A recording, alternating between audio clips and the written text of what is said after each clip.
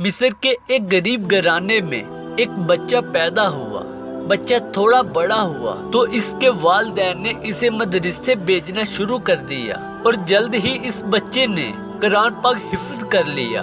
حفظ قرآن کے بعد اس نے مزید تعلیم حاصل کی اور تجوید اور فقہ اور باقی ضروری مضامین کو بھی پڑھا اور بچوں کو پڑھانا شروع کر دیا۔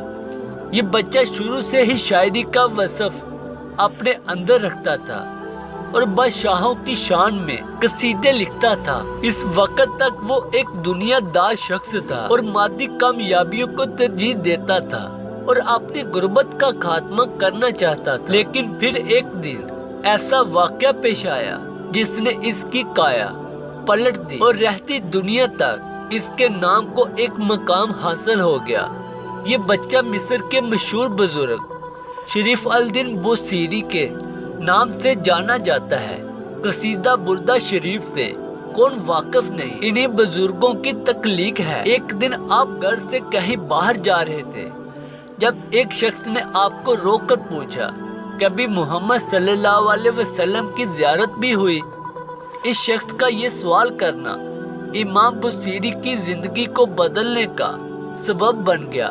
اب امام بوصیری نے آپ صلی اللہ علیہ وسلم کی حیات طیبہ کو بغور مطالبہ شروع کر دیا۔ اب جو مطالعہ کرتے جا رہے تھے، آپ کے دل میں نبی کریم صلی اللہ علیہ وسلم کی محبت بڑھتی جا رہی تھی اور جو وقت گزر رہا تھا یہ محبت تڑپ میں تبدیل ہو رہی تھی۔ اسی دوران ان پر فالج کا حملہ ہوا اور یہ صاحب فراش ہو گئے۔ اسی حالت میں 15 سال گزر گئے۔ ایک رات آپ بہت دل گرفتی کے عالم میں لیٹے ہوئے تھے جب آپ نے سوچا کہ زندگی بھر دنیا کے بادشاہوں کے قصے لکھے لیکن کسی نے پلٹ کر میری خبر نہ لی، تو کیوں نہ آج ان کا قصیدہ لکھوں جن کے سامنے بادشاہوں کی کوئی اوقات نہیں۔ جب آپ قصیدہ لکھ چکے تو قلم اور دعات رکھی اور سو گئے۔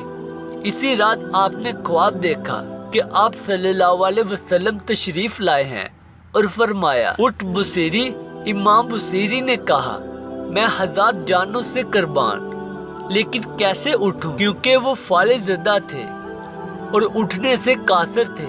آپ صلی اللہ علیہ وسلم نے اپنا دست شفقت ان کے جسم پر پھیرا اور فرمایا، اٹھ اور مجھے سنا جو تو نے لکھا ہے۔ امام بوصیری اٹھ بیٹھے اور جھوم کے سنانے لگے۔ اب امام بوصیری جھوم کے پڑھ رہے تھے اور محمد عربی ان کی محبت کو قبول فرماتے ہوئے ان کے ساتھ سن رہے تھے۔ جب قصیدہ ختم ہوا تو آپ صلی اللہ علیہ وسلم اتنے خوش ہوئے کہ آپ نے اپنی چادر اتار کے انہیں مرحمت فرمائی۔ اس کے ساتھ ہی ان کی آنکھ کھل گئی۔ دیکھا تو چادر ان کے پاس ہی رکھی ہوئی تھی۔ وقت دیکھا وقت تہجد کا وقت تھا۔ امام بوصیری 15 سال کے بعد حشائی بشاش صحت مند اٹھے۔ فالج کا کہیں دور تک نام و نشان نہیں تھا۔ وضو کیا اور مسجد کا رخ کیا تاکہ تہجد ادا کرے۔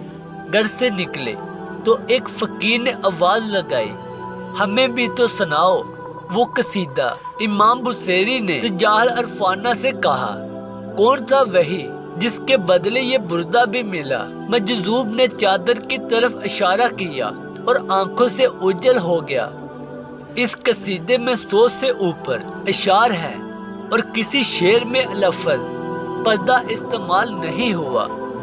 پردے کے بعد پردے کے معنی ہے چادر، لیکن جو چادر آپ کو دی گئی اس کی مناسبت سے اس کا نام قصیدہ بردہ شریف زبان زر خاص عام ہوا اور آپ صلی اللہ علیہ وسلم نے اسے شرف قبولیت سے نوازا تو آج تک اس کا ورد جاری ہے۔